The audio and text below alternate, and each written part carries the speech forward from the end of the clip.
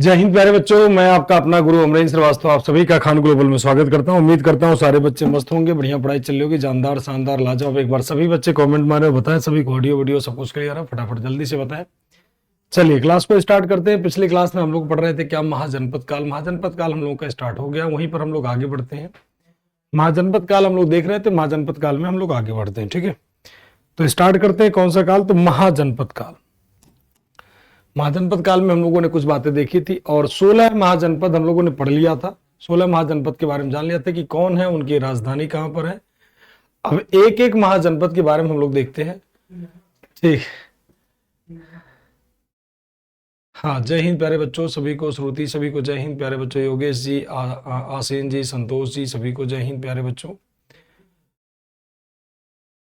हाँ, भागवत और सहधर्म, नितिन जी, वो सारे जो जितने भी मिक्स टॉपिक है ना, ये सब ऐसे टॉपिक है, वो सब मिसलेनियस में लास्ट में पढ़ेंगे। ठीक है, लास्ट में वो सारा मिसलेनियस में पढ़ेंगे, जितने जहां से सवाल आपके लगभग नहीं के बराबर आते हैं, मतलब भूले भटके पूछे जाते हैं सवाल, वो सारा पॉइंट मिसलेनियस में आखिरी में निपटाएंगे। ठीक है, वो सारा पॉइंट मिसलेनियस में होता है। हाँ, ओमकार जी, नालिनी जी, राणा जी, सभी को जय हिंद प्यारे बच्चों। तो स्टार्ट करते हैं। सबसे पहले हम लोग महाजनपद पढ़ रहे थे, इसमें सबसे पहले हम लोग देखते हैं मगध एम्पायर। कौन सा? मगध एम्पायर। मगध मगध मगध एम्पायर की बातें कर लेते हैं। मगध साम्राज्य। अब मगध साम्राज्य 16 महाजनपदों में एक महाजनपद हम लोग देखते हैं मगध साम्राज्य। और मगध साम्राज्य में सबसे पहले जो डायनेस्टी बनती है उसे कहते हैं हम लोग कौन सा? तो हर्यंका डायनेस्टी। यानी कौन सा वंश? तो हर्यक वंश। कौन सा वंश बनेगा? तो हर्यक वंश। हर्यक वंश के टाइम पीरियड की बात कर लेते हैं अगर हम लोग, तो 544 बीसी से लेकर के 412 बीसी तक का ड्यूरेशन इनका माना जाता है। 544 से लेकर के,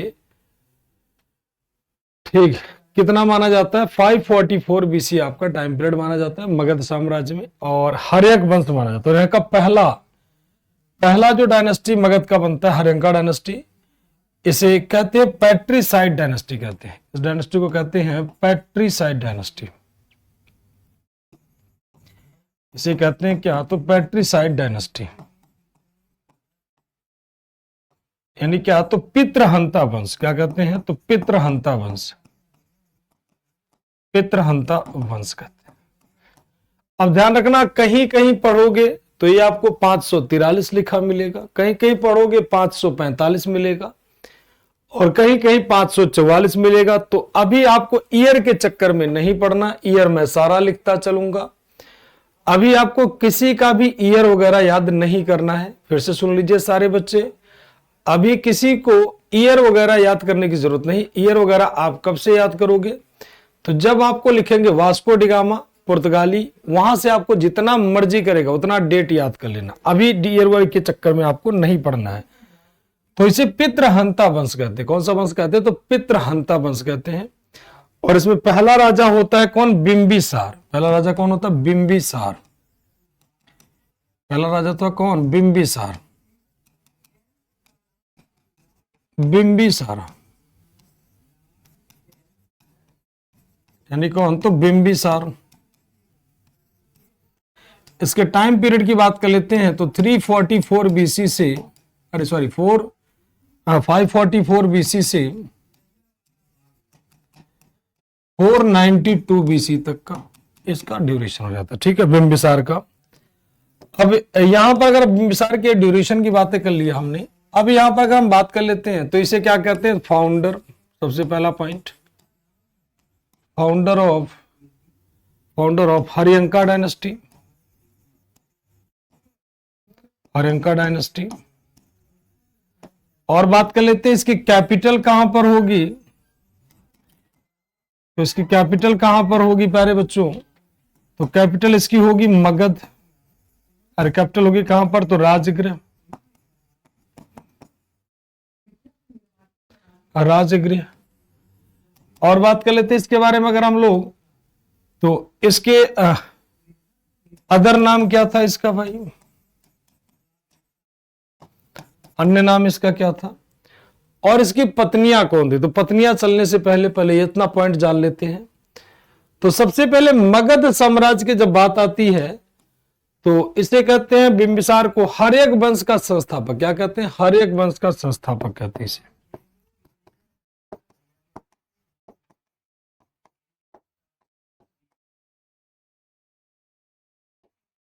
हर्यक वंश का संस्थापक। राजधानी कहां पर? तो राजगृह। ठीक, अन्य नाम इसका क्या होगा भाई? तो इसका अदर नेम क्या हो जाएगा? तो सेनिया। और क्या हो जाएगा? श्रेणिका। और क्या हो जाएगा? क्षेत्रोजस। क्या हो जाएगा? क्षेत्रोजस। मतलब क्या प्यारे बच्चों? तो श्रेणिका, सेनिया, श्रेणिका और क्या हो जाएगा? क्षेत्रोजस। क्षेत्रोजस। हाँ, इसी को ग्रीवरज भी कहते हैं, ध्यान रखना। इसी को ग्रीवरज भी कहते हैं। अगर ये नहीं रहा तो ग्रीवरज मार कर देना। अगर ये नहीं रहा, ध्यान रखना, ये अगर नहीं रहा तो ग्रीवरज मार कर देना। ठीक है, राजगृह या ग्रीवज कहते हैं। तो बिंबिसार इस वंश का संस्थापक माना जाता है, हर एक वंश का। राजधानी कहाँ होगी? राजगृह या ग्रीवज। अन्य नाम सेनीय कहते हैं, श्रेणिका कहते हैं, क्षेत्रोजस कहते हैं। ये सारे का सारा नाम इसी का होगा। अब बात कर लेते हैं मगध में कौन कौन सा होगा मगध एम्पायर। अभी में एरिया बताए भाई, कौन बताएगा मगध में कौन कौन सा एरिया आएगा अभी के टाइम में? कल महाजनपद काल में देखा था ना आपने, मगध की राजधानी कहां पर थी? तो राजगृह। तो राजगृह का पूरा क्षेत्र आपका आ जाता है। ठीक, हाँ, मगध पर 7 वंशों ने शासन किया। अभी आ रहे सारे वंश एक एक करके होंगे। ठीक, अब कॉन्सेप्ट आपका शुरू हो जाएगा, टेंशन का ले रहे सोनम। चलिए और बाकी कर लेते हैं। तो ये हो गया आपका यहां तक की बातें कि बिंबिसार। अब आते हैं इसकी पॉलिसी, ध्यान समझना। पॉलिसी, इसकी पॉलिसी क्या हो जाएगी? Matrimonial policy. इसकी पॉलिसी यानी क्या? तो नीति। इसकी नीति क्या हो जाएगी? Matrimonial policy. अब आप लोग बताओ, एक प्यारा सा सवाल कि अशोक कह रहे हैं, अशोक के समय कौन सा बौद्ध सम्मेलन हुआ था? मैट्रिमोनियल पॉलिसी, वैवाहिक नीति की बात कर लेते हैं हम लोग। अब इसके वैवाहिक नीति की बात कर लेते हैं। क्यों वैवाहिक नीति लागू करता है, क्या कारण था? तो अभी सारा पॉइंट आपको क्लियर करा रहे हैं। ठीक, इसके वैवाहिक नीति की बात कर लेते हैं। तो इसने कितने विवाह कर रखे थे? अब पढ़ने में जाएगा। हाँ, बहुत बढ़िया। देखो, कोई 3rd कह रहा, कोई 4th कह रहा, कोई कुछ कह रहा है। 5 शादी किया था क्या? इसकी 500 पत्नियां थी। ठीक है, लो भाई, पहले यहीं पे लिख देते हैं टोटल पत्नियां, फिर लिखते हैं भाई इसकी टोटल वाइफ कितनी थी। टोटल वाइफ ऑफ बिंबिसारा, तो बिंबिसार की कुल पत्नियां मिलती हैं कितनी? तो 500। कितनी? 500 पत्नियां मिलती हैं। कितनी मिलती है? 500। हाँ, थर्ड शिवम, पंकज राव, बहुत बढ़िया सभी के। नालिन, संतोष 5 शादी नहीं करेंगे और 500। हाँ, 0 लगाना भूल, 5 शादी नहीं, 500। ठीक है, 3rd बुद्धिस्ट काउंसिल, बहुत बढ़िया, सभी के आंसर बेहतरीन, जानदार, शानदार आ रहे। ठीक, अब 500 पत्नियां थी किसके अनुसार? तो अकॉर्डिंग टू महावज्ञ। किसके अनुसार? तो महावज्ञ के अनुसार। किनके अनुसार? तो महावज्ञ के अनुसार। अब क्यों 5 शादी करता है? क्या वास्तव में 500 पत्नियां थी? क्या वास्तव में 500 पत्नियां थी? तो 500 पत्नी थोड़ा ज्यादा हो जाते हैं, थोड़ा क्या वास्तव में बहुत ज्यादा होते हैं। ठीक, वास्तव में बहुत ज्यादा होते हैं, 500 पत्नियां बहुत ज्यादा होती हैं। लिखित रूप से 3 पत्नियों का नाम मिलता है। लिखित रूप से प्रॉपर में 3 पत्नियों का नाम मिलता है। एक मिलता है कोसाला, दूसरी मिलती है क्षेमा और तीसरी मिलती है कौन? चेलना। ठीक है ना, तो लिखित रूप से कितनी पत्नियां मिलती हैं वैवाहिक पत्नियों में? अगर वाइफ की बात करोगे तो वाइफ 3 मिल जाएंगे। वाइफ की बात करोगे तो 3 पत्नियां इसके देख लेते हैं। एक हो जाएंगी कोसाला, दूसरा हो जाएंगी क्षेमा और तीसरी हो जाएंगी चेलना। ठीक, अब देखो कोसला, कोसला कौन थी? तो प्रसेनजित की बहन कौन हो जाएंगी? तो कोसला देवी। कौन हो जाएंगी? कोसला देवी।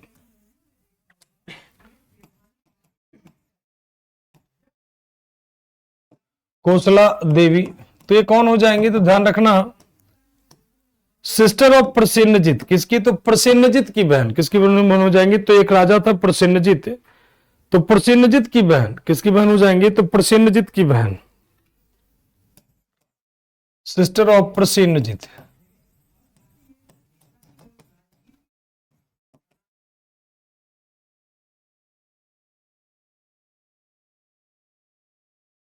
दूसरा क्षेमा, क्षेमा कौन हो जाएंगे भाई?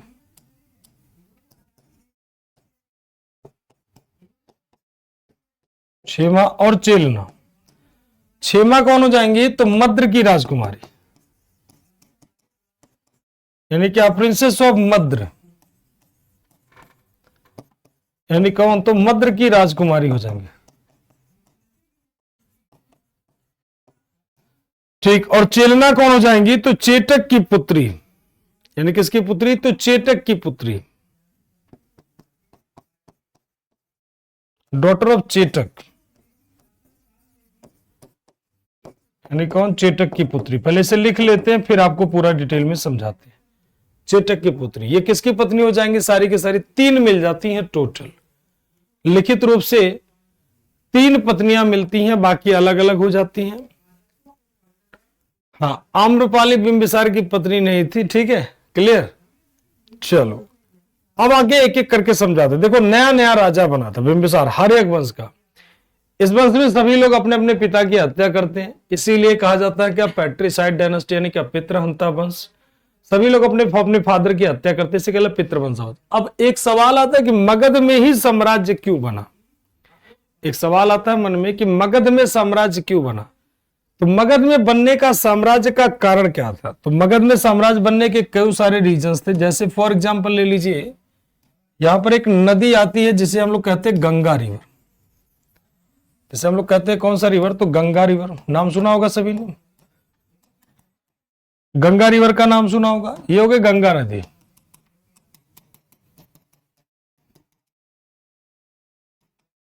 ठीक, ये हो गई कौन सी नदी? तो गंगा नदी। ध्यान से सुनना, सारे लोग कॉन्सेप्ट समझा रहे हैं, फिर बाद में कहोगे तो मामला खराब हो जाएगा। यह घाघरा नदी, कौन सा? तो घाघरा रिवर। और इधर हो जाएगा कौन सा? तो गंडक नदी। कौन सा? तो गंडक रिवर,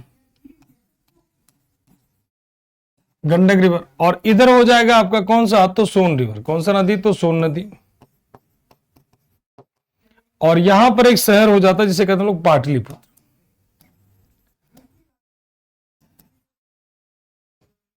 पाटलिपुत्र, पटना। ठीक, अब नदियों के अगल बगल का क्षेत्र, नदियों के अगल बगल का क्षेत्र द्वाब क्षेत्र कहलाता है। इसके अगल बगल का जो पूरा सेक्टर होता है बेटा, ये पूरा का पूरा जो सेक्टर होता है, पूरा का पूरा क्षेत्र, ये पूरा क्षेत्र कहलाता है क्या? दोआब। क्या कहलाता है? दोआब। दोआब का मतलब जहां 2 नदियों का मिलन हो। दोआब का क्षेत्र मतलब 2 नदियों के मिलन वाला जो क्षेत्र होता है उसे कहते हैं दोआब क्षेत्र। और दोआब क्षेत्र में ही बनता है कौन? मगध का क्षेत्र। कौन सा क्षेत्र बनता है? इसी क्षेत्र में बनता है क्या? मगध। मगध। ठीक, अब दोआब क्षेत्र है तो खेती बढ़िया होगी। एग्रीकल्चर पढ़ोगे जब आप, देन आपको ये फील होगा कि ऐसा सेक्टर, हाँ, एग्रीकल्चर के लिए अच्छी सुविधा, बहुत बढ़िया विनोद बेटा। ऐसे क्षेत्र में कृषि बहुत बढ़िया होगी, एग्रीकल्चर बहुत बढ़िया होगा। और जब कृषि बहुत अच्छा होगी, लो बढ़िया भाषा में ही आपको समझाते हैं। अब कृषि बढ़िया हुई, कृषि अच्छी हुई, कृषि अच्छी, अच्छा हुआ, अच्छा फसल हुआ। ठीक, तो क्या होगा? तो सरप्लस उत्पादन होगा, यानी क्या? अतिरिक्त उत्पादन होगा। और जब अतिरिक्त उत्पादन होगा अतिरिक्त उत्पादन होगा तो डेफिनेटली आपका क्या होगा, व्यापार होगा। डेफिनेटली आपका व्यापार होगा, और व्यापार होगा तो व्यापार कहां से कहां जाएगा। व्यापार करने के लिए तो हर एक जगह भारत में अनेक अनेक जगह व्यापार होना शुरू हो गया। मान लीजिए थोड़ी देर के लिए एक शहर का नाम सुना आपने, भोपाल नाम सुना है ना, भोपाल का नाम ले लीजिए, या महाराष्ट्र में किसी का नाम ले लीजिए, उज्जैन का नाम ले लीजिए, कहीं भी कोई भी क्षेत्र। तो एक क्षेत्र ले लेते हैं उज्जैन, मान लीजिए एक क्षेत्र का नाम सुना होगा आप लोगों ने, उज्जैन। ये क्षेत्र है उज्जैन, और ये है मगध का, जो बात कर लेते हैं पटना, थोड़ी देर के लिए पाटलिपुत्र। ठीक, अब मान लीजिए दो क्षेत्र हैं। अब पाटलिपुत्र के लोग चावल का खूब बढ़िया उत्पादन कर रहे हैं, और उज्जैन के लोग दाल का उत्पादन खूब बढ़िया कर रहे हैं। ठीक है ना। तो अब इन्होंने क्या कहा कि भाई देखो, हमारे पास चावल की खेती खूब बढ़िया हो रही है, और हमारे पास दाल की खेती जो खूब बढ़िया हो रही है। दाल हमारे पास खाने से ज्यादा बचदा रहा है, क्योंकि ज्यादा हम उत्पादन कर रहे हैं, और पटना वाले कह रहे हैं हम चावल ज्यादा उत्पादन कर रहे हैं। ठीक, हाँ, मगध का क्षेत्र कैसे उत्पादन हुआ, मगध का क्षेत्र कैसे बना, उसी की बात कर रहे हैं हम लोग। तो अब ये क्या करेंगे, उज्जैन वाले कहेंगे भाई थोड़े से चावल आप, दाल हमसे ले लो, बदले में हमें चावल दे दो। ठीक, तो ये इनसे दाल लेते हैं, और वो उनसे क्या करते हैं, मतलब ये दाल अपना पाटलिपुत्र वालों को देते हैं, और पाटलिपुत्र वाले चावल अपना किसे देते हैं, उज्जैन वाला। मतलब सामानों की अदला बदली करना, इसी को कहा जाता है बार्टर सिस्टम। क्या कहते हैं, बार्टर सिस्टम, मतलब वस्तु विनिमय कहते हैं इसको। वस्तु विनिमय के माध्यम से सामानों की अदला बदली एक दूसरे से लोग करते रहते हैं।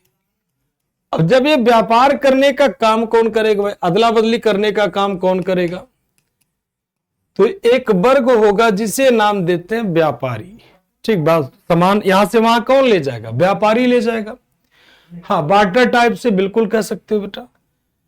तो जो सामान का व्यापार करेगा उसे कहेंगे व्यापारी, और व्यापारी को सुरक्षा चाहिए। भाई व्यापार करेगा तो रास्ते में तमाम चोर डाकू मिलेंगे। भाई कोई व्यक्ति भोपाल से जा रहा, मतलब उज्जैन कहां है, तो मध्य प्रदेश में है, मध्य प्रदेश से कोई व्यक्ति बिहार में जा रहा व्यापार करने के लिए, तो बीच में जंगल पड़ेंगे, बहुत सारे चोर डाकू मिलेंगे, तो इन्हें सुरक्षा चाहिए। तो सुरक्षा इन्हें देने की जिम्मेदारी, सुरक्षा इन्हें चाहिए, तो सुरक्षा के नाम पर व्यापारियों को कर देना पड़ेगा। और सुरक्षा इन्हें कौन देगा, तो सुरक्षा देने का काम होगा किसका, तो समाज में सभी को सुरक्षा देने का दायित्व किसके हाथों में था, क्षत्रियों के हाथों में। कि आपकी जिम्मेदारी है सभी कबीले का, मनुष्यों का, सभी का सुरक्षा करना। तो क्षत्रिय लोग उन्हें प्रोटेक्ट करेंगे, उन्हें सुरक्षा देंगे व्यापारियों को। बदले में क्षत्रियों को क्या मिलेगा, एक कर का भाग मिलेगा। मतलब जो वस्तु होगा कहेंगे भैया हम तो देंगे, फ्री में तो कुछ मिलता नहीं है, बदले में आप हमें थोड़ी सी पैसे दे दो। तो थोड़ा सा धन व्यापारियों ने अपने हिस्से से किसे दिया, क्षत्रियों को दिया। अब क्षत्रिय अकेले थोड़ी कर सकता, वो क्या बनाएगा, क्षत्रिय लोग अपनी सेना बनाने लगे, और इस सेना का नेतृत्व करने लगे, और वही क्षत्रिय लोग अपने आप को क्या कहने लगे, राजा वाला शब्द यूज करने लगे। अब व्यापारी को सुरक्षा चाहिए, किसके पास जाए, क्षत्रिय के पास। और सेना को सुरक्षा चाहिए, तो मतलब सेना को काम चाहिए तो किसके पास जाए, क्षत्रियों के पास। अब ये देने लगे। अब सिंपल सा बात है, सेना को क्या चाहिए, तो इन्हें हथियार चाहिए, बिना हथियारों के तो सेना लड़ेगी नहीं। और हथियार भैया किससे बनता, तो लोहे से। हथियार किसका बनता, तो लौह अयस्क चाहिए, बिना लोहे का हथियार बनेगा नहीं। ध्यान से सुना, पूरे एक क्रम से सीक्वेंस से समझा रहे हैं। और लोहे का उत्पादन कहां पर हो रहा था, तो मगध में। कहां पर, तो मगध में। अब मगध कितने कितने चीजों का सेंटर हो गया, तो ध्यान से समझना। एक तो मगध व्यापार का जोन हो गया, एक तो अतिरिक्त उत्पादन हो रहा, तीसरा मगध में लोहे मिल रहे, मगध में और सेना को क्या चाहिए, तो हाथी। तो हाथी वाली सेना बनेगी, और ये भी चीजें कहां मिलने लगी, मगध में। तो मगध में सेना भी मिल गई, मगध में हाथी भी मिल गए, मगध में अतिरिक्त उत्पादन भी हो गया। ये सारे फैक्टर कहां पर होने लगे, मगध में। इसीलिए मगध साम्राज्य का द्वाब क्षेत्र तो सरप्लस और साथ में सेना बनना शुरू हो गया। सेना निर्माण राजा के लिए क्या हो गया, आसान हो गया। ठीक, तो सबसे पावरफुल महाजनपदों में से कौन सा महाजनपद बन के आता है, मगध। बौद्ध और जैन धर्म का केंद्र भी माना जाता है, जो व्यापार को बढ़ावा देते हैं। चाहे बौद्ध धर्म की बात करो चाहे जैन धर्म की, तो ये जो पाटलिपुत्र का क्षेत्र था,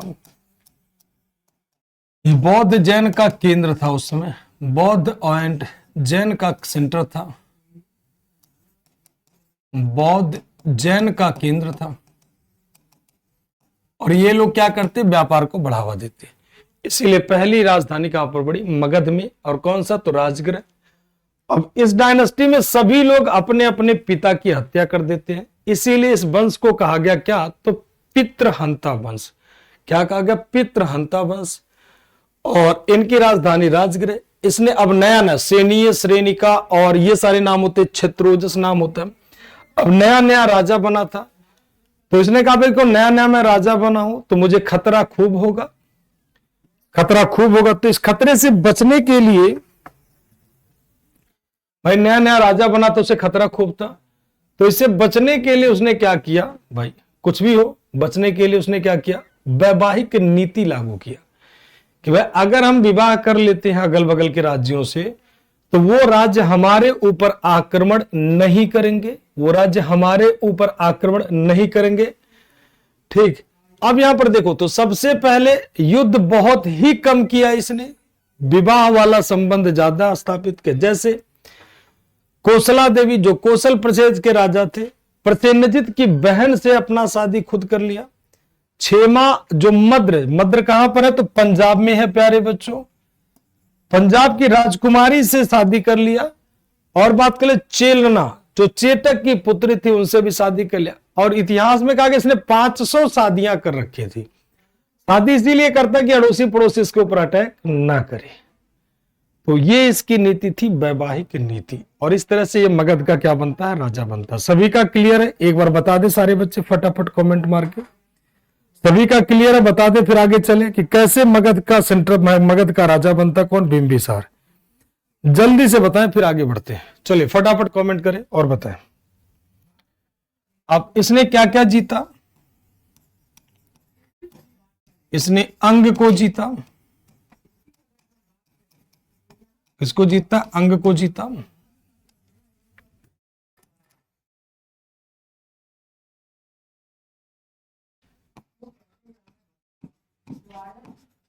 ही कंक्वायर्ड अंग, इसने किसे जीता, अंग को जीता। Ruchi yes sir, Govind yes sir, Amisha, Akash, Vishwas, Anjali, Surya, Deepu, Suraj, Mohammed, Aditya Pandey very good, Sonam, Pankaj, Vinod, Santosh, Aditya, Suraj, Nalini, Sandeep, Rana, Amit Ranjan, Nitin very good. चलिए सभी का क्लियर, वेरी गुड बता, Shivang, rock star very good, सभी का clear sir, clear sir, clear sir. चलिए इसने किसे जीता, तो अंग को जीता। और बातें कर लेते हैं भाई, और बात कर लेते हैं इसके कंटेम्प्रेरी कौन था।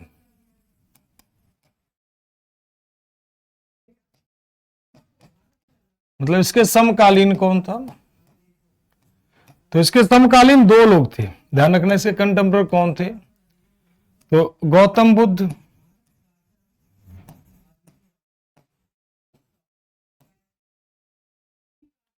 और कौन हो जाएंगे, महावीरा स्वामी, महावीरा स्वामी कौन हो जाएंगे, तो गौतम बुद्ध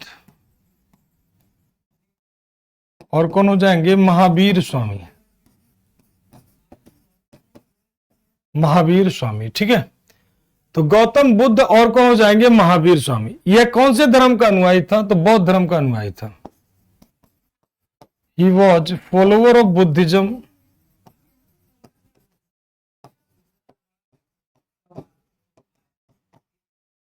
बौद्ध धर्म का अनुयायी था।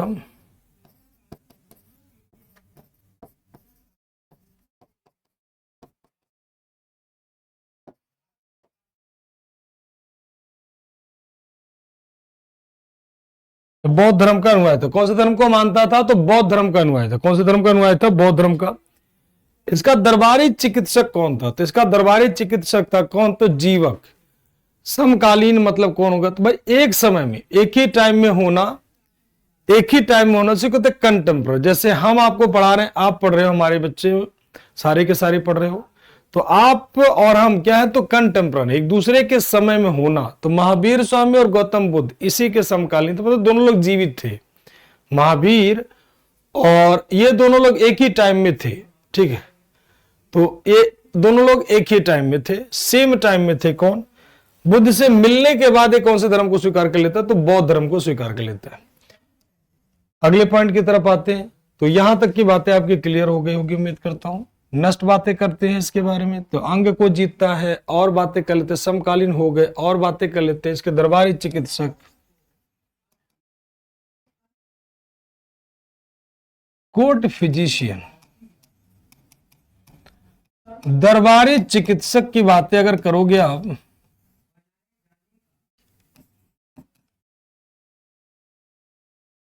कोर्ट फिजिशियन की बातें अगर करते हैं हम लोग कि दरबारी चिकित्सक इनका कौन था, तो दरबारी चिकित्सक इनका था कौन, तो जीवक।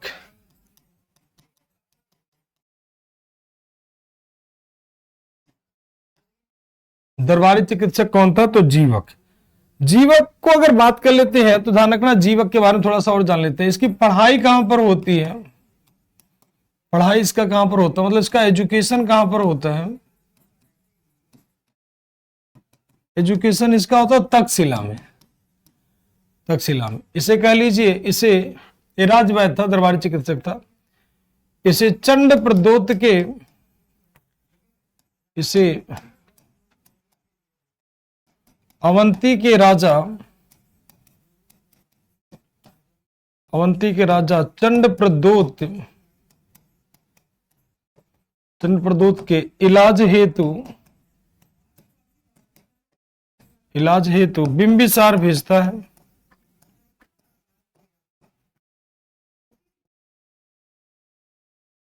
बिंबिसार भेजता है, जो कि पीलिया से पीड़ित थे।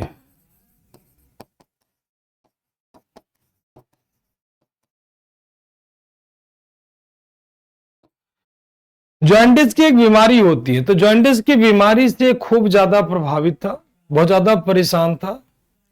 तो उसी से प्रभावित था, जॉन्डिस यानी पीलिया की बीमारी से बहुत ज्यादा प्रभावित था। तो अवंती के राजा चंड प्रदोत के इलाज हेतु इसे भेजा जाता है। किसके इलाज हेतु, तो चंड प्रदोत के इलाज हेतु इसे भेजा जाता है, ठीक है।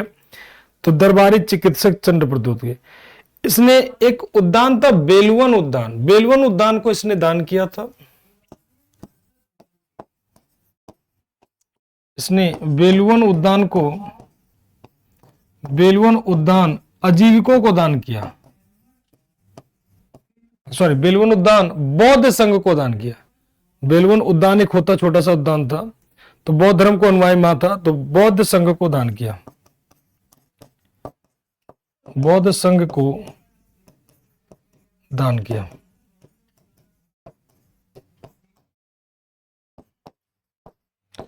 He donated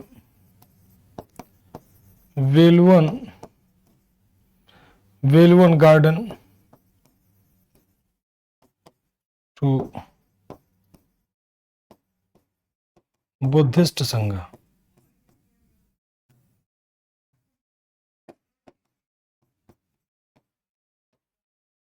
संघ को ट्रांसलेट नहीं करना, यूनियन नहीं करना। हाँ, तो ध्यान रखना है। तो ये हो जाता है आपका बेलवन उद्यान, इसने क्या किया था, डोनेट किया था। बेलवन उद्यान इसने डोनेट किया था। अब एक फटाफट तेजी से बताओ कि प्रथम बौद्ध सम्मेलन किसके समय में होता है, इसकी हत्या किसने की थी, तो इसकी हत्या मतलब आप कह लीजिए किसने, तो बेलवन उद्यान इसने का मतलब कौन, तो बिंबिसार। ध्यान रखना, गलती से जीवक को मत मार कर लेना, बिंबिसार की बात कर रहे हैं, ठीक है। बिंबिसार की हत्या कौन कर देगा, तो छोटे छोटे राजा हैं, ध्यान रखना। इसे आपको अपने एग्जाम में रिवीजन में नहीं रखना है, ध्यान रखना। इसे आपको अपने एग्जाम में रिवीजन में नहीं रखना है। रिवीजन में जो रखना होगा मैं आपको बता दूंगा, इसे अपने एग्जाम में रिवीजन में नहीं रखना है। Bimbisara was killed by Ajatashatru. Bimbisara की हत्या अजातशत्रु ने किया।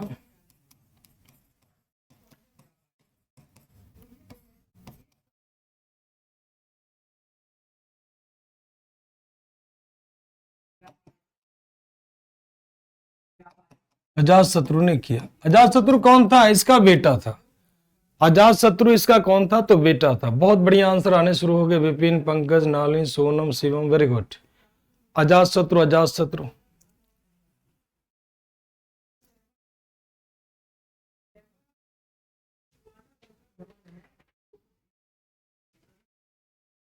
ठीक। 2012 से 2021 तक बौद्ध धर्म और जैन धर्म से ओनली 2 क्वेश्चन है। सुमित कौन सा पेपर सॉल्व कर रहे हो? थोड़ा अच्छा ऑथेंटिक किताब सॉल्व करो। प्रीवियस ईयर के क्वेश्चन पेपर डाउनलोड कर लो, ठीक है, वो देख लेना। एनडीए में भर भर के सवाल बौद्ध धर्म से रहता है, सीडीएस में भर भर के सवाल बौद्ध धर्म जैन धर्म से रह रहा है, ठीक है। आपका इस सेक्शन से बहुत कम सवाल रहता है। तो बौद्ध धर्म जैन धर्म को तो गलती से भी डिनोट मत करना, उसको पूरा याद करना है, ठीक है। जो लिखवा दिया पहले उसे अच्छे से 2-3 बार पढ़ो, ठीक। अभी से किसी चैप्टर को छोड़ने के बारे में मत सोचना कि ये छोड़ दें वो छोड़ दें। अभी से कोई भी बच्चा ये नहीं छोड़ेगा कि इसे स्किप कर दे उसे स्किप कर दे, ये छोड़ दे वो छोड़ दे। अभी से सारा पढ़ो। एग्जाम के टाइम में नहीं, क्रैश कोर्स में नहीं इनरोल हो कि फटाफट आराम से ये पढ़ लिया भाग गए। आप लोग फाउंडेशन कोर्स में है प्यारे बच्चों, तो थोड़ा अच्छे से पढ़ लो, नहीं तो एक एक नंबर डिसाइड करता है, एक एक नंबर आपका फाइनल सिलेक्शन रुकता है, ठीक है। हाँ, तो इसने अजातशत्रु ने हत्या कर दी थी, और कब किया था? तो बढ़िया आंसर, फिर 92 बीसी में हत्या कर देता है। इसके बाद अगला राजा बन गया कौन? आपका अजातशत्रु।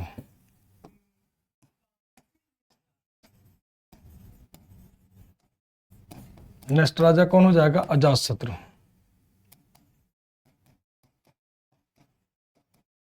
अजातशत्रु। अब अजातशत्रु की अगर बात कर लेते हैं तो इसका रियल नेम क्या था, या उसी को चाइल्डहुड नेम कहते हैं, तो उसका नाम था कुनिका।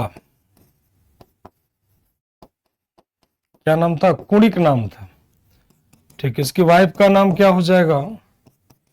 तो इसका वाइफ का नाम हो जाएगा वाजिरा। क्या हो जाएगा? वाजिरा। और बात कर लेते हैं इसका अदर नेम किसके नाम से, तो फेमस है जे पितृहंता, पैट्रिसाइड, पितृहंता के नाम से प्रसिद्ध है। पितृहंता के नाम से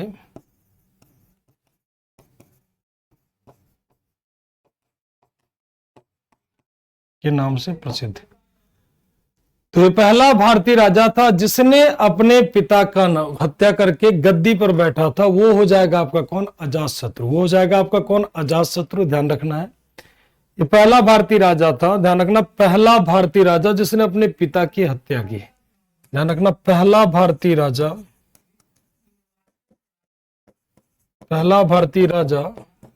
जिसने अपने पिता की हत्या की, जिसने अपने पिता की हत्या किया।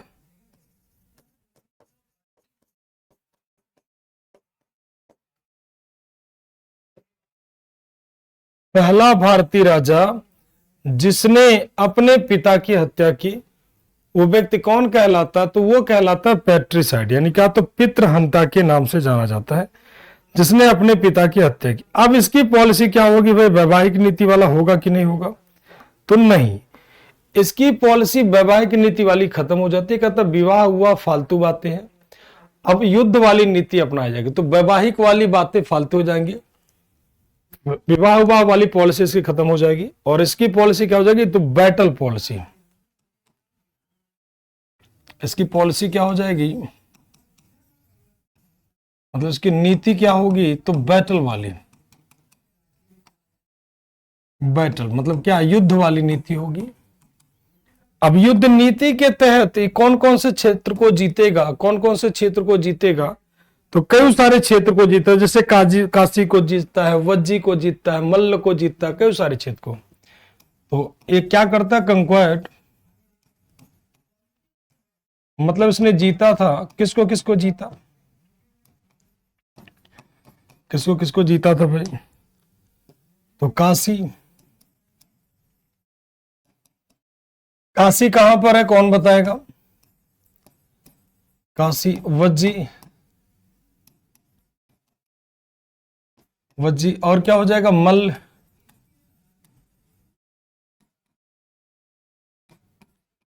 काशी हो गया, वज्जी हो गया, मल्ल। अब कहोगे सर काशी वज्जी मल्ल कहां पर है भाई? काशी वज्जी मल्ल तो 16 महाजनपदों में से एक माना जाता है। इसको जीतने के लिए उसने खास करके वज्जियों को जीतने के, लिच्छवियों को जीतने के लिए इसने 2 वेपन्स यूज करता है, 2 हथियार यूज करता है। एक हथियार का नाम था रथमूसला और दूसरे हथियार का नाम होता महाशिला कंटक। महाशिला कंटक। एक होगा क्या? रथमूसला, दूसरा हो जाता है क्या? महाशिला कंटक। अब कहोगे सर रथमूसला महाशिला कंटक क्या होता है?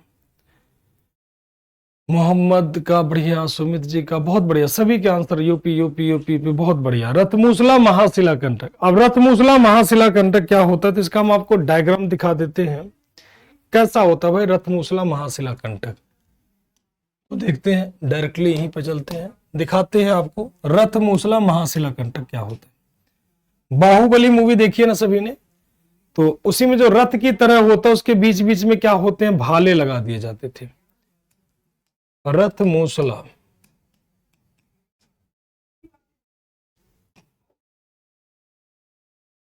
ये देखो इसमें से कोई भी गाड़ी ले लो, सारे रथमूसला ही है।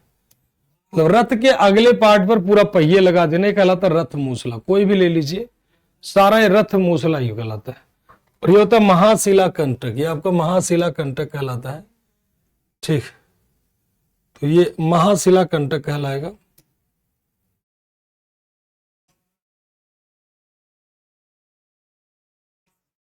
कोई भी ले लीजिए, रथ में पहिए लगा देना। ये देखो ये बाहुबली वाला मूवी दिख रहा है आपको, ये हो जाता है बाहुबली वाली जो मूवी, आपको रथमूसला हो गया पूरा पूरा। ये महाशिला कंटक, ये देखो रथ में एक पहिया लगा दिया गया है कि भाई आप इसको देख लीजिए आराम से। रथमूसला महाशिला कंटक। ये वेपन्स होते हैं 2 तरह के, हिस्टोरिकल वेपन्स माने जाते हैं। ये पहिए के आगे देखो रथ में पूरा भाला लगा दिया गया, इसी को रथमूसला कहते हैं। ठीक, तो रथमूसला जो होता था प्राचीन काल से ही प्रयोग होता था, ऐसा नहीं कि आज के टाइम में आया, ये पहले से ही प्रयोग होता था। ठीक, बहुत प्राचीन काल का टाइम है ये हो गया महाशिला कंटक। महा का मतलब बड़ा, शिला का मतलब पत्थर, तो बड़े बड़े पत्थरों को उठा करके फेंकना, वो आपका क्या कहलाता है? महाशिला कंटक।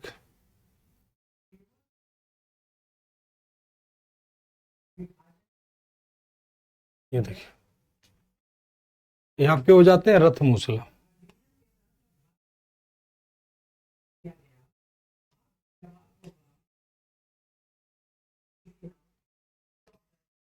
ये हो जाता है आपका रथमूसला, दूसरा हो जाता है महाशिला कंटक। ये देखो ये कहलाता है रथमूसला और ये कहलाता है महाशिला कंटक।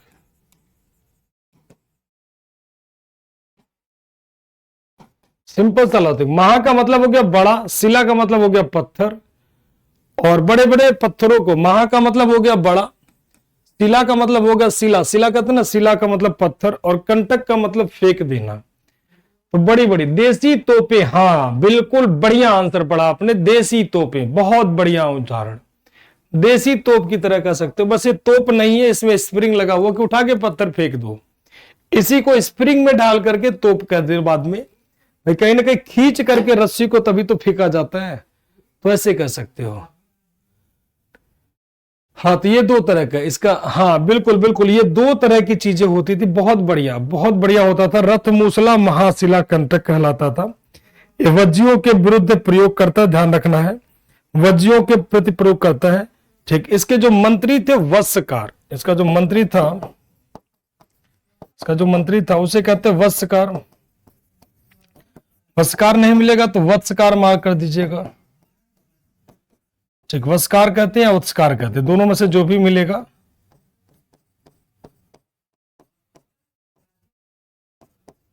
ठीक, ये पूरी तरह से नए तरीके का हथियार अपने आप में होता था, ध्यान रखना, नए तरीके का हथियार होता था।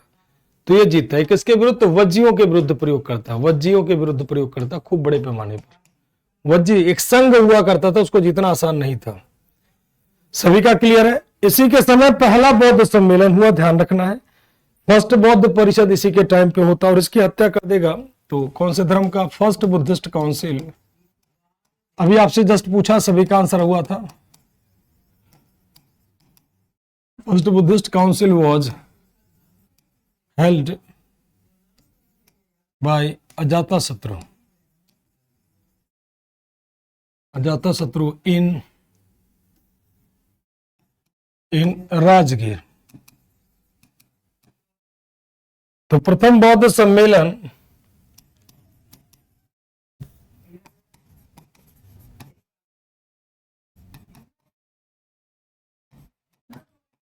प्रथम बौद्ध परिषद राजगीर में अजात शत्रु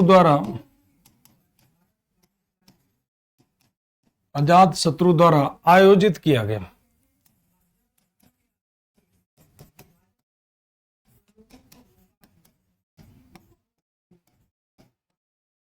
ठीक, प्रथम बौद्ध सम्मेलन अजात शत्रु के द्वारा कहां पर?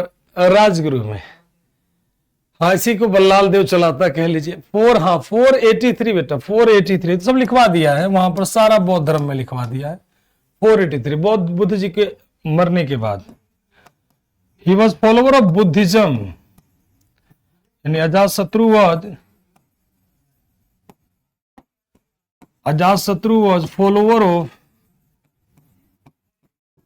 Follower of Buddhism. कौन से धर्म को मानता है प्यारे बच्चों? तो बौद्ध धर्म को अनुयायी था। अजातशत्रु कौन से धर्म को मानेगा? तो बौद्ध धर्म को अनुयायी था।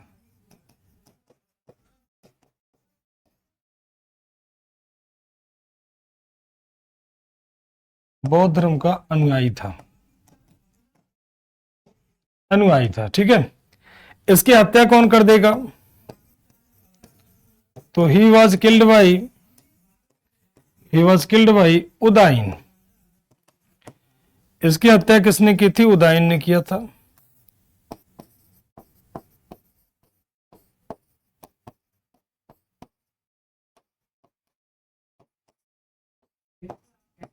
इसकी हत्या उदाइन ने किया था। इसकी हत्या किसने की थी? तो उदाइन ने किया था। उदाइन कौन से? तो जैन धर्म को मानेगा। कौन सा? तो जैन धर्म को मानेगा। और इसके बाद अजातशत्रु के बाद आ जाता है कौन? उज्जैन। अजातशत्रु के बाद आ जाता है उज्जैन। ठीक है,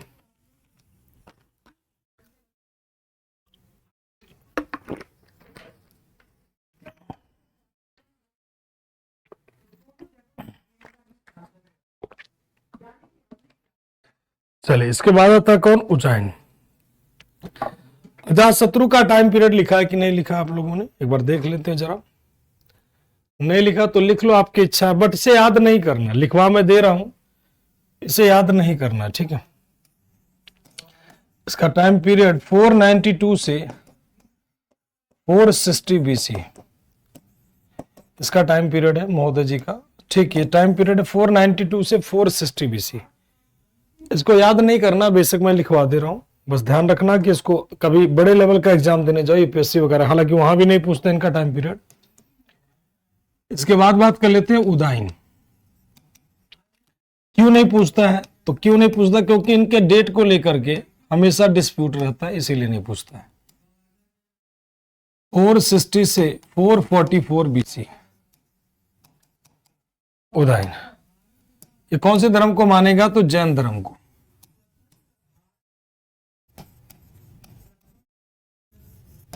फॉलोवर ऑफ जैनिज्म। दूसरा, ये क्या करवाता है? Built Pataliputra city.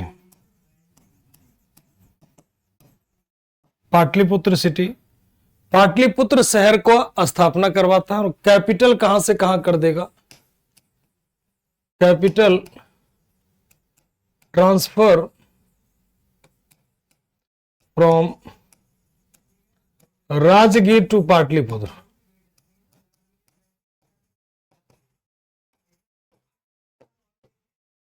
राजधानी कहां से कहां कर देगा? राजगीर से पाटलिपुत्र। तो सबसे पहले कौन से धर्म को मानता है? तो जैन धर्म का अनुयायी।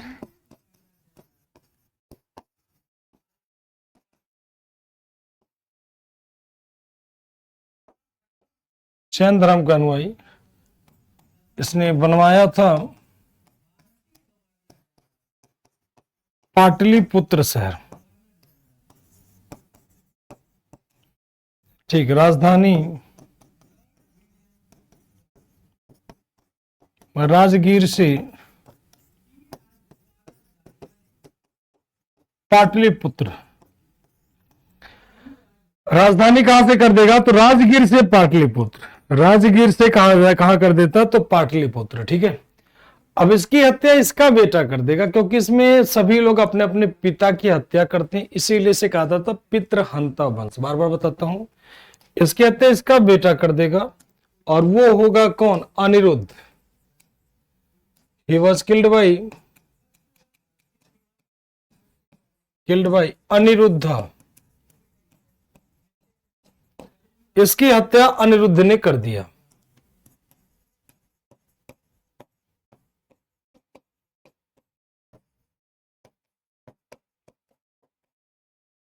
इसकी हत्या अनिरुद्ध ने कर दिया।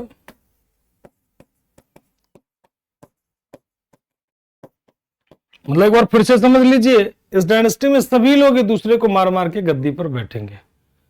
ठीक, ध्यान रखना, सभी लोग एक दूसरे को मार करके गद्दी पर बैठेंगे, और अगला राजा आपका बन जाएगा कौन? पाटलिपुत्र। मतलब इसमें सभी लोग, जो होता था सब अपने बाप को मार देता था भाई, इसीलिए से कहा गया पिता को मारने वाला वंश। भाई सभी लोग अपने अपने पिता की हत्या करते थे। पिता की हत्या करने का कोई कारण नहीं माना जाता था, सब लोग अपने अपने हिसाब से करते थे। ठीक, अब यहां पर बात कर लेते हैं अदर रूलर। तो सभी लोग कर देते थे। Other ruler of Haryanka dynasty.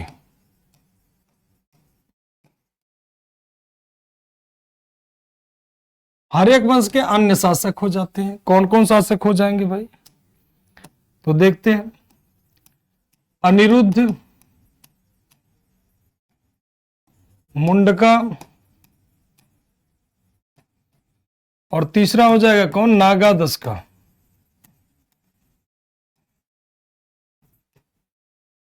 मतलब कौन कौन हो जाएगा? तो अनिरुद्ध,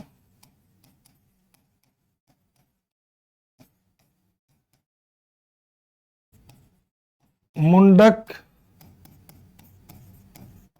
नागदशक। तो अंतिम राजा कौन हो जाएगा? नागदशक।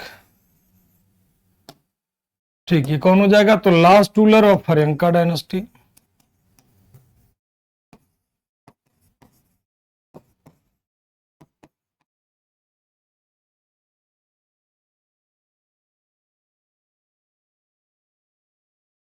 यानी हर्यक वंश का अंतिम शासक।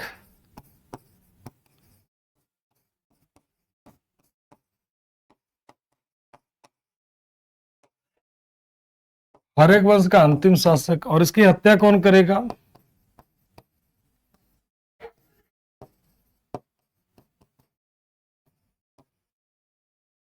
He was killed by Shishunaga. इसकी हत्या शिशुनाग ने कर दी।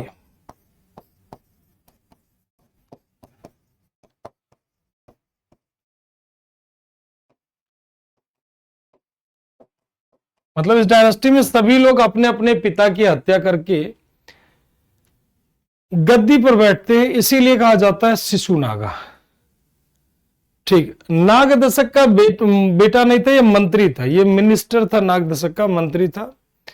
तो वही हत्या कर देता किसका? तो शिशुनाग का। और कौन सी डायनेस्टी बन जाएगी? तो शिशुनागा वंश बन जाएगा। इसके बाद छोटा, ये ध्यान रखना, एग्जाम के एक महीना पहले पहले इन वंश को रिवाइज करके छोड़ देना है, और एग्जाम में रिवीजन में इसको नहीं रखोगे।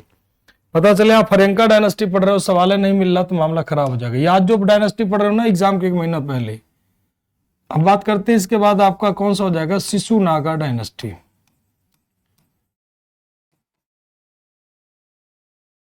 यानी कौन सा वंश? तो शिशुनाग वंश।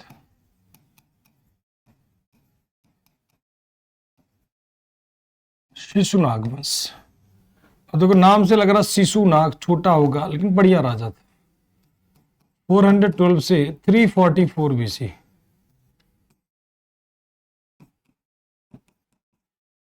और इसमें पहला शासक होगा शिशुनाग,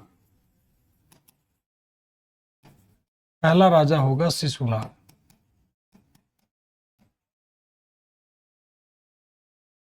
शिशुनाग का टाइम पीरियड की बात करोगे तो इसका टाइम पीरियड क्या हो जाएगा, 412 से 394 BC। ठीक, ये क्या माना जाता है, तो फाउंडर ऑफ शिशुनागा डायनेस्टी।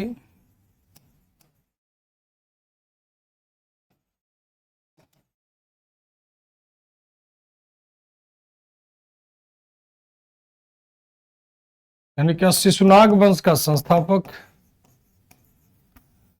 और इसकी कैपिटल कहां पर होगी, तो इसकी पहले कैपिटल थी कहां पर, पाटलिपुत्र। बाद में कैपिटल कर देता है कहां पर, तो वैशाली। ठीक, वैशाली कहां पर है, कौन बताएगा।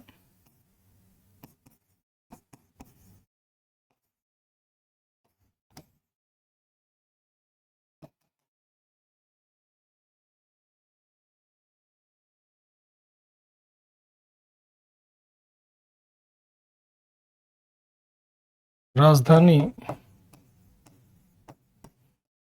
पाटलिपुत्र, और कहां हो जाएगा, वैशाली। चलिए, वैशाली कहां पर है, बिहार में। बिहार में अंजलि, विनय, प्रतीक्षा, सभी का answer. Atul, Vipin, Pankaj, very good, सभी का आंसर बहुत बढ़िया, वेरी गुड। ओमकार जी, सुमित जी, हाँ, सभी के आंसर बेहतरीन आ रहे हैं। कहां पर हो जाएगा, बिहार में। ठीक है, तो शिशुनाग वंश का संस्थापक कौन हो जाएगा, शिशुनागा। कौन हो जाएगा, शिशुनागा। राजधानी इसकी दो हो जाएगी, एक होगी बेटा पाटलिपुत्र, दूसरी कहां हो जाएगी, वैशाली। इसका पहले पाटलिपुत्र था, बाद में कहां कर देता, वैशाली। मेन कैपिटल कहां हो जाता, वैशाली। शिशुनाग के बाद अगला जो राजा आता है कालाशोक। कालाशोक के बाद एक फालतू राजा है, उसके बाद में नंद वंश आ जाएगा। मतलब छोटे छोटे राजा हैं जो मरेंगे उतरेंगे, ये छोटे छोटे राजा है। तो शिशुनाग के बाद अगर बात करोगे, छोटे छोटे राजा है जो बीच बीच में आते रहेंगे जाते रहेंगे, ऐसे बहुत सारे राजा आते रहेंगे। ठीक है ना। इसने अवंती को, खैर अगर युद्ध की बात करोगे तो कोई बहुत ज्यादा युद्ध नहीं करता है, तो इसने अवंती को जीता था। इसने अवंती को जीता था, अवंती को जीता था। ठीक है, ही कंक्वायर्ड अवंती। अवंती की राजधानी कहां थी, कौन बताएगा। इसने अवंती को जीता था। इसके बाद में आ जाता काला अशोका।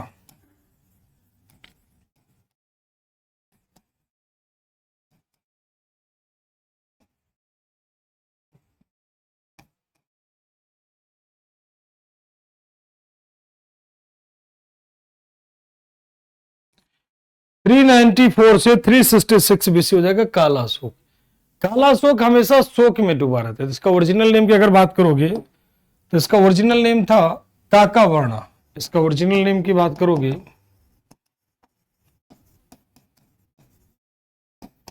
ओरिजिनल नेम होगा इसका काकावर्णा।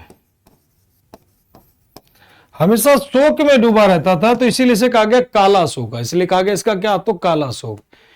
इसकी दो राजधानी होगी, काला अशोक की दो राजधानी होगी। पहले इसकी राजधानी थी, कैपिटल इसकी बात करोगे तो इसकी भी राजधानी दो होगी। एक पहले क्या हो जाएगी, अब वैशाली हो जाएगी, और वैशाली से फिर अगेन कर देता कहां पर, तो पाटलिपुत्र। वैशाली से कहां कर देगा, पाटलिपुत्र। तो दो दो राजधानी इसकी हो जाएगी। कौन से धर्म को मानेगा, तो follower of Jainism, follower of Buddhism, बौद्ध धर्म का अनुयायी। ठीक, कौन से धर्म का, तो बौद्ध धर्म का अनुयायी। मतलब वास्तविक नाम इसका क्या होगा, काकावर्ण।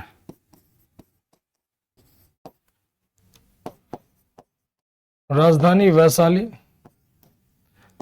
दूसरी कहां हो जाएगी, पाटलिपुत्र। ठीक, बौद्ध धर्म का अनुयायी।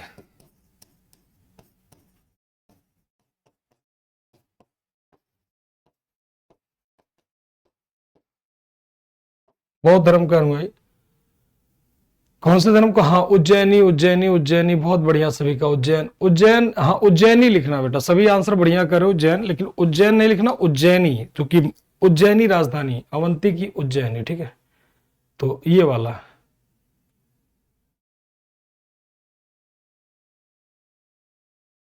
पहले दो ही धर्म, नहीं तीन धर्म था, मेन तीन धर्म था, बौद्ध धर्म, जैन धर्म, हिंदू धर्म, तीन धर्म थे अनूप जी। बाद में छोटे मोटे वैसे धर्म तो सब दर्शन थे, वो धर्म नहीं थे, वो सब दर्शन थे। धर्म में बात करोगे दो ही धर्म थे, बौद्ध धर्म, जैन धर्म, ये सारे धर्म थे, ठीक है, तो दो ही धर्म थे मेनली, और ये तीसरा था हिंदू धर्म, जो सबसे बड़ा हिंदू धर्म। इसके समय क्या होता है? थर्ड बुद्धिस्ट काउंसिल, ये तो पढ़े ही हो, थर्ड बुद्धिस्ट काउंसिल कहां पर होगी?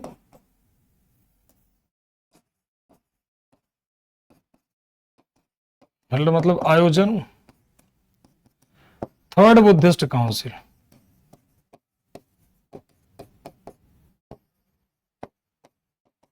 काउंसिल इन कहां पर? तो वैशाली, वैशाली में तीसरा बौद्ध सम्मेलन होता है, अरे थर्ड का, सॉरी सेकंड बुद्धिस्ट काउंसिल, क्या होगा? Second Buddhist council, second Buddhist council कहां पर? वैशाली में। कब होगा? तो 383 बीसी में, ठीक 100 सालों के बाद सेकंड बुद्धिस्ट काउंसिल। हाँ बिल्कुल नितिन जी, विपिन जी, सेकंड बुद्धिस्ट काउंसिल कहां पर? कालाशोक के समय। इसके बाद इस वंश का अंतिम राजा जो होता है नंदीवर्धन,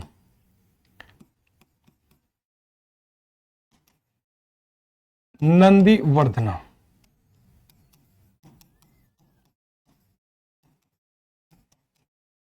नंदीवर्धन, ये क्या माना जाता है? लास्ट रूलर,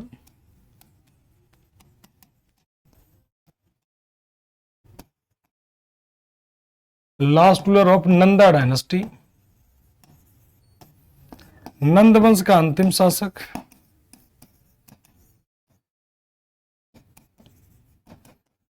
अंतिम शासक। और इसकी हत्या कौन करेगा? तो killed by Mahapadma Nanda, killed by Mahapadma Nanda,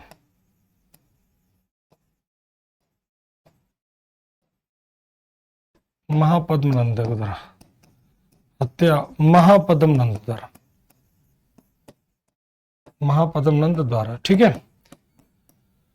और कल आपकी बन जाएगी कौन सी? देखो समय इजाजत नहीं दे रहा किसको आगे चले, समय हो गया प्यारे बच्चों। अब वैसे भी आपको समय अब पता ही नहीं चलेगा हिस्ट्री में, 1 घंटा कब बीत जाएगा, ठीक है, क्योंकि अब राजाओं में एंटर कर चुके हो।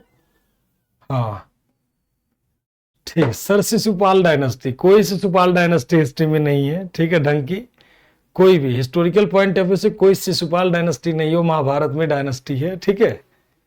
चलिए, हाँ शिशुनाग वंश, शिशुपाल डायनेस्टी है तो शिशुनाग डायनेस्टी का, ठीक है, अंतिम लास्ट। अच्छा यहाँ पर कह रहे, सॉरी सॉरी सॉरी, देखो हाँ फोनों में कहते हैं ना, जल्दी में थोड़ा सा समय कम हो रहा था तो हमने सोचा लास्ट रूलर अब कौन सा? तो शिशुनागा, वेरी गुड बच्चे, शिशुनागा डायनेस्टी, हाँ बिल्कुल बिल्कुल बिल्कुल सत्य कह रहा हूं, शिशुनाग वंश का अंतिम शासक, ठीक है, और शिशुनाग वंश का अंतिम शासक। दिमाग में अगला चैप्टर चलने लगता है तो लास्ट पॉइंट आ जाता है, शिशुनाग वंश का अंतिम शासक हो, इसकी हत्या कौन कर देगा? तो ध्यान रखना महापद्म नंद के द्वारा। और कौन सी डायनेस्टी बन जाएगी? तो नंदा डायनेस्टी, ठीक है। चलिए, दिवाली की छुट्टी वो आपको पता चल जाएगा जब होना होगा। सर 2 आवर्स की क्लास, 2 आवर्स की क्लास, चूंकि ऑलरेडी क्लास अभी जस्ट आपको छोड़ेंगे तो दूसरे चैनल्स पे क्लास हो जाएगी, ठीक, पीसीएस में क्लास शुरू हो जाएगी आपको, Madhya Pradesh public service commission में, ठीक। तो क्लासेस कहीं ना कहीं इन्वॉल्व होती है ऑलरेडी बेटा, ठीक है, चाहे मध्य प्रदेश पीसीएस में लग जाए, चाहे आर में लग जाता, तो क्लासेस बहुत होती हैं, क्लास का नहीं है। आप 1 घंटा काफ़ी है, ठीक है, डेली चुके हो रही तो 1 घंटा ठीक है, कोई दिक्कत नहीं है। सर आप बहुत अच्छा पढ़ाते हैं, चलिए अच्छी बात है अनूप जी। हाँ सर, दो आकाश जी, मेन रूप से 2 धर्म नहीं 3 धर्म, आकाश मेन रूप से 3 धर्म था, हिंदू धर्म, बौद्ध धर्म, जैन धर्म, ठीक है ना, मेन रूप से उस टाइम में 3 धर्म था। इसके अलावा आजीवक हो गए, अन्य सारे हो गए, दर्शन वो हो जाते हैं, वो धर्म नहीं कहलाते हैं। आजीवक वगैरह जो माने जाते हैं ना, सब दर्शन नहीं कहलाते। मेनली उस समय 2 धर्म, भारत की बात कर रहे हो ना आप, कि पूरे संसार की बात करोगे तो बतेरे धर्म है, ठीक है, ओल्ड ऐप का न्यू ऐप में अपडेट करिए, सब ठीक हो जाएगा, टेंशन ना लीजिए। अगर थोड़ी मोड़ी प्रॉब्लम है तो वो सब ठीक करो, टेक्निकल टीम लगी हुई है। देखो पहले आप लोगों की छोटी छोटी दिक्कतें आ रही थी, देखो अब सब खत्म, अब सभी के क्लास रन हो रहे हैं, चल रहे हैं अच्छा से, कमेंट भी आ रहे हैं, पढ़ भी रहे हैं, तो काम बहुत तेजी से चल रहा है, बिल्कुल बुलेट ट्रेन की तरह। सर बौद्ध जैन सनातन कह सकते हो योगेश जी, बिल्कुल कह सकते हो। नहीं नहीं, मेनली हाँ, अच्छा हो सकता है बेटा, हो सकता है, हो सकता है निकल गया हो। दो धर्म का मतलब बौद्ध, हिंदू धर्म के अलावा दो धर्म की बातें कर रहा था मैं। जो दो धर्म कह रहा था ना, हिंदू धर्म के अलावा दो धर्म था। हिंदू धर्म, बौद्ध धर्म, सनातन धर्म उसी को कहते हैं, हिंदू धर्म को सनातन धर्म कहते हैं, वैदिक धर्म कहते हैं, कई सारे नाम दे सकते हो, वो आपके ऊपर डिपेंड करता है, ठीक है। चलिए मिलते हैं कल से, कल ठीक कितने बजे, तो 3 बजे। तब तक के लिए जय हिंद, जय भारत, वंदे मातरम। Thank you to all.